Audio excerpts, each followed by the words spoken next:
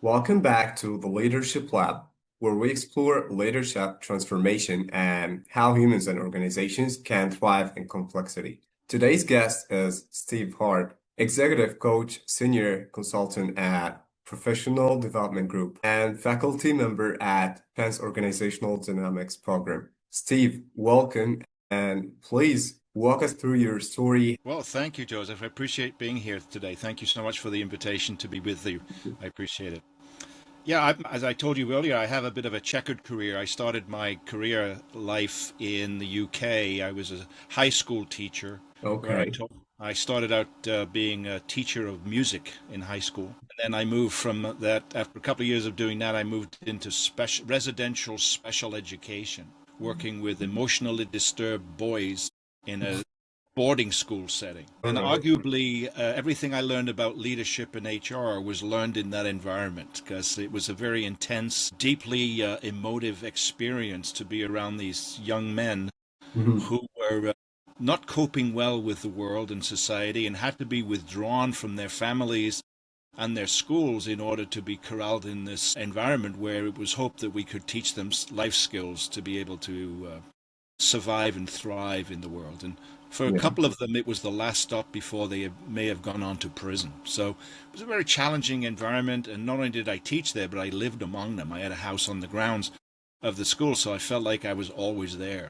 Very intense experience, but in many ways taught me a great deal about human nature, Mhm. about the capability and resilience of people, about what it takes to win the hearts and minds of somebody, to build trust, and be Okay. able to create an environment where these kids could thrive and learn and be able to cope with life in a more productive way rather than the destructive path that many of them were on. Right. Arguably, a lot of my lessons of leadership were learned from that. I moved to the United States with my American wife and started a career here, but I was not able to continue in the teaching realm, so I had to go back to school and get some new skills. So I got a business degree in marketing, which is Okay. part of what you Interesting. have as your skill set. Yeah. Um, and then ultimately won a job at the Federal Reserve Bank in Philadelphia, where I spent 34 years in 4 or 5 different roles there. The last 16 of which I spent in the human resources area, achieving a vice president position, but primarily involved in learning and development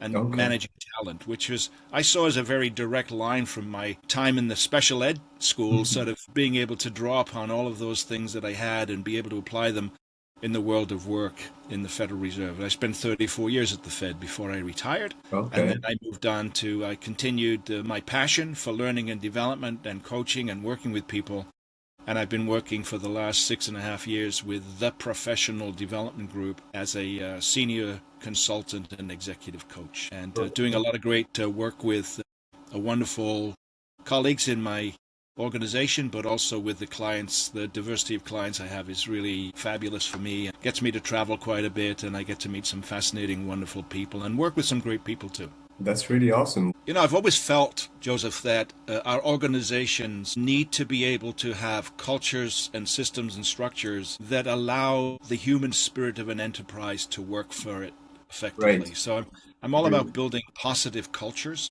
Yes. within organizations where people bring their best selves to the job, have an opportunity to learn and grow and contribute to something bigger than themselves. And that's a great privilege and an honor to be part of a movement like that to try to create that for my clients. Right. I totally agree with you. So let's say when you teach leadership in academic settings and coach leaders in the organizations right now, what common thread do you see across both spaces? Yeah, it's interesting. If you'd asked me this question 6 or 7 years ago, I might have given a very different answer. Right now, we're still living, at least in this country, the after effects of the pandemic. And I believe that event really created a significant change in the way we think about leadership in a post-pandemic environment. It was a great lesson in humility in many ways, but it was also a great lesson in leadership about how leaders helped their people to survive and thrive through that experience, how leaders presented themselves, how open, transparent, and honest they were with people, has Yes. left an impact. And as we emerge from the pandemic in a post pandemic environment, I see people now are demanding a level of attention and service from their leaders that was maybe present before the pandemic, but really became heightened and more aware. Yeah, I during the agree with you. pandemic. So I think the trend these days is more about bringing more humanness or Hmm. humanity into the Yes. world of leadership, really tapping into the hidden assets and capabilities of the people that work with you and for you, and being able to present yourself as a trustworthy, open, and honest leader who has earned the will and the good offices of the people around you. That people trust you, and that people have a sense of your leadership is being inspirational and valid.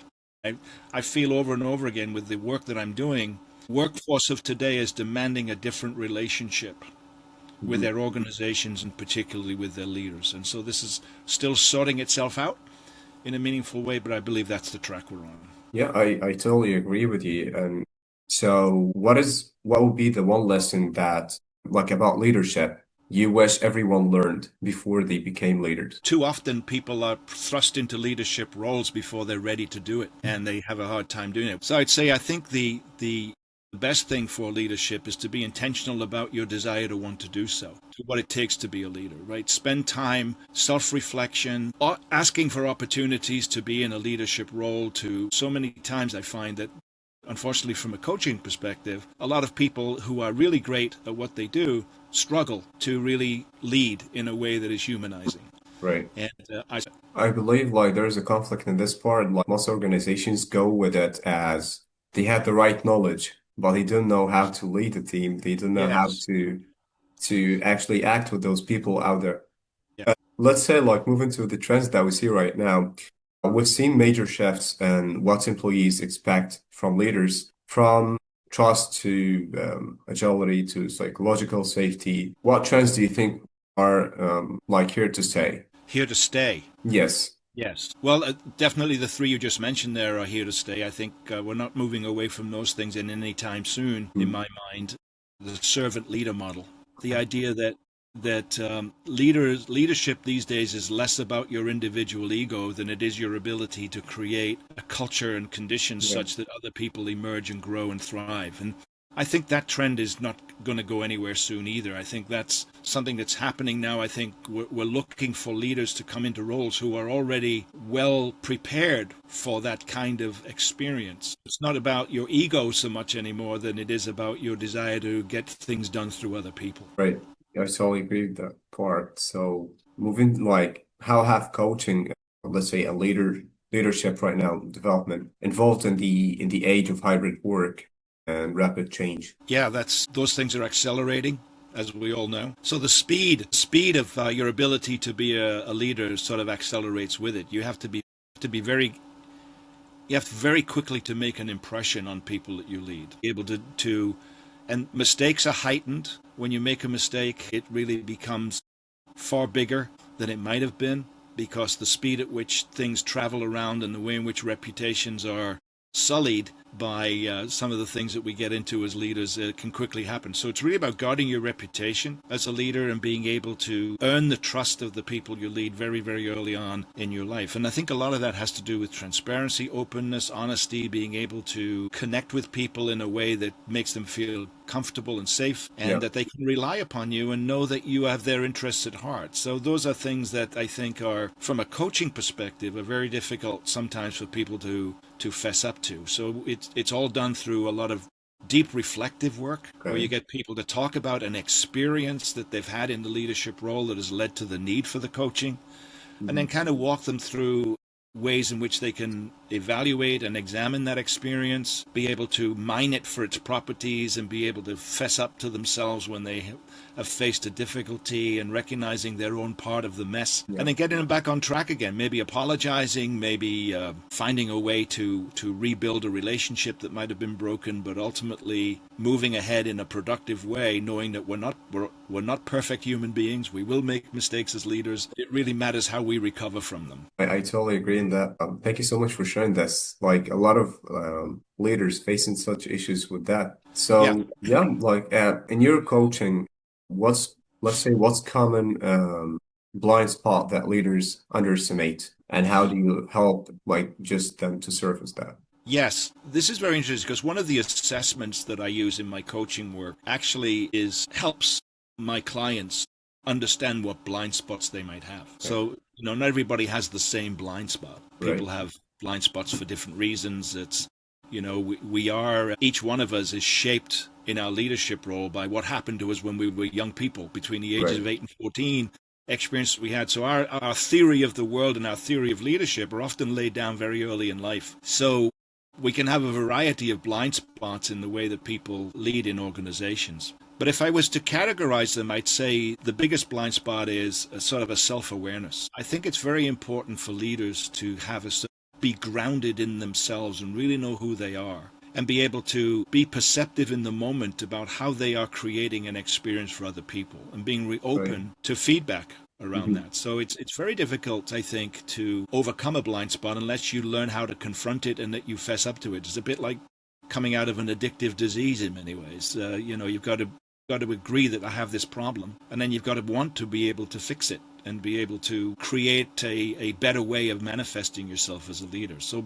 blind spots are critically important. There's a variety of them. There are all kinds of reasons. But I'd say that a lack of self-awareness can be a really significant tripwire for any kind of leader. That's right. Actually, your perspective, I see it comes from the diversity that you have with your experience as well. Not all coaches will cover it from that part or think about it from this perspective, to be honest. Yeah, it's every client I have is unique. Nothing is off the shelf, as it were.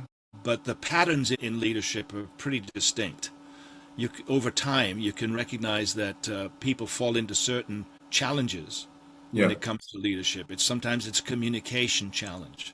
Sometimes it's a trust challenge. Sometimes it's a lack of awareness. So those things. So my job as the coach is really to figure out for my clients, what is their particular path that needs to be restored? What kind of things do they need to face up to and fess up to in order to be able to carve a more productive way forward in their relationships with the people that they lead? So it's that customized solution.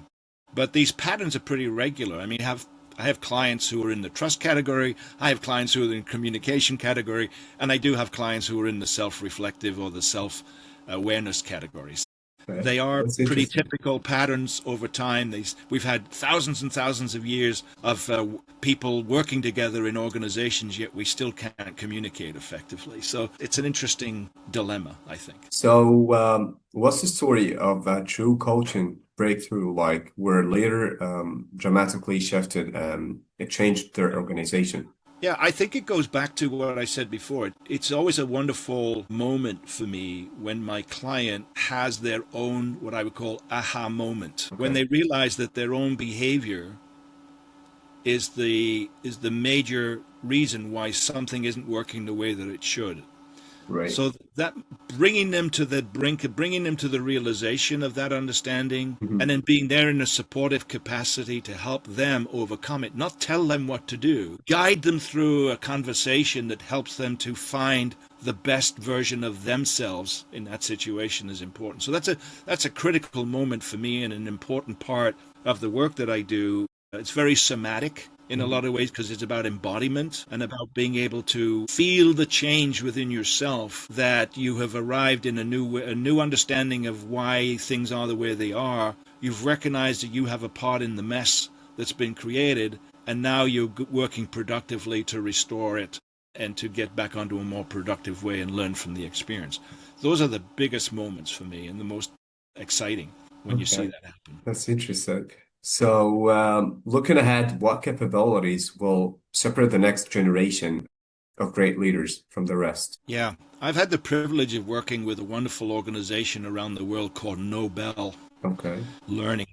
It's founded by a friend of mine who has done remarkable work around the world. He's now in over 180 countries, where he's created opportunities for young people to learn and grow together not as an alternative to school, but as a sort of an adjunct to their schooling. But the whole idea is about appreciating the great diversity that a world economy offers, appreciating the fact that experience early on in leadership is a critical foundation for being effective in the future. So he creates, using his online programs and learning events, for these young people to get the experiences that they need to lead in a productive way. So I think that's the critical path for me, the idea that we We appreciate diversity. We build in capabilities for people to learn and grow, develop people more intensely and more intentionally to grow their leadership capability and give them a chance to learn for themselves whether leadership is something they truly want to do or not.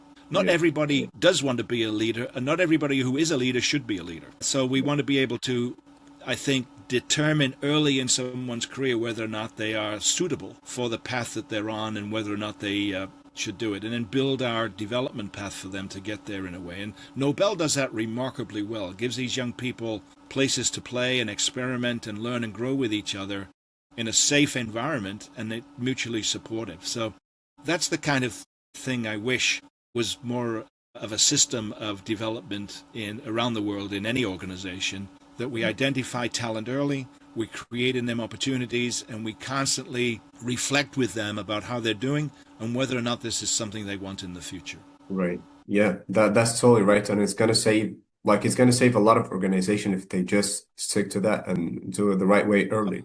And like I know you've got a background in HR. It's about I see all of that as an investment. A lot of organizations are ready to see that as an investment. They see it as an accommodation and that thing. But I believe that we should have more of an investment mindset around development and be able to see that. And it's also the trick, and I know you think about this too, about retaining people.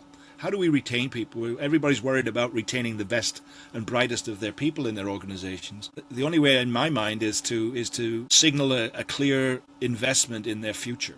Is a way to hold on to the best talent that you have. I know you think the same way from an HR perspective in your former life in recruiting. But these are simple ideas, but not very effectively and sometimes intentionally implemented in organizations. Right. Okay. One piece of advice that I would give to an emerging leader right now, I would say be curious. An emerging leader should have, as a hallmark of his or her mindset, curiosity. They should be curious. They should ask great questions. They should seek out mentors. They should ask a lot of people to give them feedback, and they should be open and accepting of that. So I would say emerging leaders need to be curious, and they need to be open to that feedback that the curiosity naturally brings. And curiosity, I think, is great. It sort of gives you a foundation for humility. It gives you a foundation for openness, and it gives you a foundation for great feedback. Right. So I'd say be curious. Yeah. Be curious. Yeah, being curious is gonna help a lot. Like even having the right questions in mind, like if they're just being curious, they will be solving a lot of problems that will be just solved earlier. Right. Well, a lot of leaders run into problems because their ego gets in the way of their curiosity. They're not curious. Right. They And believe sometimes, they have the answer. yeah. And sometimes like there's a lot of people that they would feel like there's kind of perfection, but there is no one who's Right. perfect. I have a theory that I teach, Joseph, about leadership, that it comes down to leadership is both being a warrior and an artist. There are times in your life as a leader where you have to stand up for principles and ideas and be able to say, no, this is the way we're going to do it. That's the warrior mentality. But there's also the artist, where you're more about meaning and purpose and being able to bring other people in. So I think that leadership really is a combination of the warrior and the artist, and using them effectively. And when the warrior is called for, the warrior shows up. When the artist is needed, the artist shows up. So if leaders could be both managing that polarity of being a warrior and an artist and knowing when to use one over the other effectively, I think we'd have a better culture. Yeah, that's right. Thank you so much for this. Like I wrote it down myself. Like yeah, I like it. So let's say, how do you see technology right now, data, AI, analytics,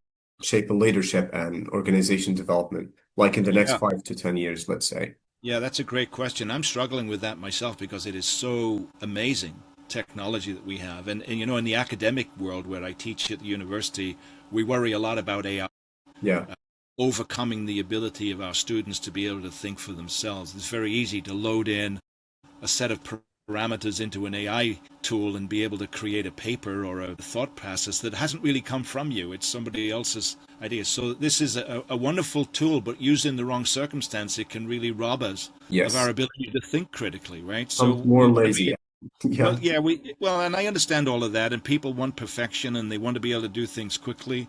So I'm a great believer in technology. I'm a great believer in AI. I just feel that we have to have it as a partner, as right, opposed to a substitute or an agent right. with us, so that we're not, we want to be able to retain what's great about the humanness Mhm. and our ability to think critically. And it's okay to sort of write down your ideas and maybe use AI to help shape it. But don't let AI do your thinking for you. Right. Is Agreed. my Like is the my part view. of thinking and execution, it has to be done from human part. Right. It's just there Yeah. to help, like literally save more time so you can focus on the most important parts, which it has been done to, like, has to be done by human. Correct. Yeah, so we want to be able to have this partnership, this respectful distance between what's critical in terms of the thought and the Yeah. intention and the strategy and uh, the purpose and the meaning behind what we're doing. And then Yeah. AI could just be a complement to that. But don't give up your human ability to be consciously aware of what it is you're trying to do and allow the AI to do the thinking for you. That's my caution, and I sort of work with my students in that way. I say I'm okay to bringing AI ideas to the classroom, Yeah. but I don't want it to be a substitute for your own thinking. Right. So, and I think that's generally applied in business too, because a lot of organizations are looking to use AI as substitutes for people. If we have AI, we don't need as many people, and that may be true in certain, very perfunctory functions and so on in an organization. But we should really cherish the humanness of our work lives and the ability to be a contributor in a human-like way, and use AIs just as a tool to supplement it. It's a bit like the. I've lived long enough through the evolution of computers in the workplace. Everybody said that once desktop computers are on everybody's place, we would become very different people in our workplaces, and we did. Yeah. But we use it. PCs and that kind of thing are used as tools now, and so I think AI is the same kind of idea. We've evolved a lot through technology in the workplace and the way that we lead. We just have to accept it, adapt to it, and maintain a centered values around how it's deployed and used and what we gain from it. Yeah. And for leaders out there or any kind of employee, I would say if they have the right training, they will never lose their opportunity of working or lose their jobs. Like they have just to adapt with it and, as you mentioned, like learn how to use this tool and like just deal with it as a tool. Yeah, I think that's a great, healthy way to think about it. Not, Yes. I don't want to be, I'm not in a position to force anybody to think the way I think about it, but I just feel like when I advise my clients about technological uses such as AI, it's really about this notion of extract from the human the best of what human can give, Yeah. because the AI is only as good as the collection of humans who've contributed to it. Right. So there's something unique about your own thought patterns and your own critical thinking, and I don't want people to lose that ability to do that. And you can very easily give up your rights as a human being to have somebody else do the thinking for you, and I think that's a Right. mistake. Yeah. I totally agree with you. So, Steve, this has been rich and insightful. Thank you so much. You really inspired me and inspired the audience out there, I'm sure about that. So, thank you for sharing your like your view of leadership transformation. And for our audience out there, thank you for listening as well. Thank you, Steve. Thank you, Joseph. I really appreciate the opportunity. It's been a pleasure. Thank you. It's my pleasure.